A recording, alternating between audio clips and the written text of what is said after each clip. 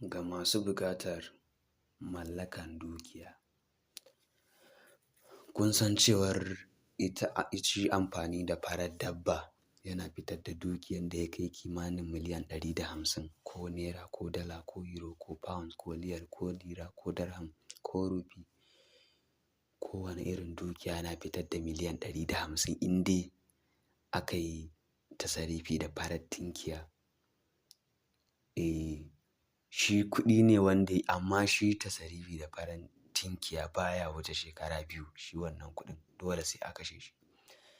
Za a kashe wannan kuɗi ne cikin shekara 2.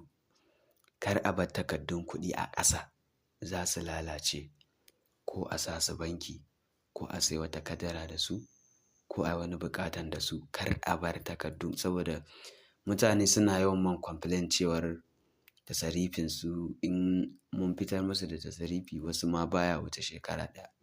Shi tasarifi yana da ƙa'ida. Akwai tasarifin da bai wuce shekara 1 yake lalacewa, kuɗin za su lalace.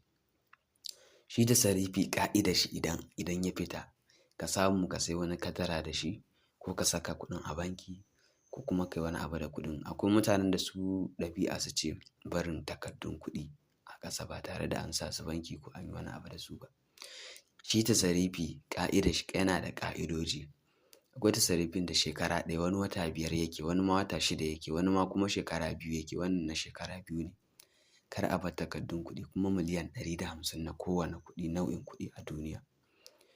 Kuma muna kowa da kowa fatan alkhairi musamman mutanenmu na Nijar, Libya, kamar Chad, Cameroon, Qatar, South Africa, Burkina Faso, Algeria, Nigeria, Tanzania, Saudi Arabia da sauran ƙasashe da sauran al'umma na faɗin duniya masu bibiyar wannan shafi na mai tarin albarka wato ɗan gatan Malam TV.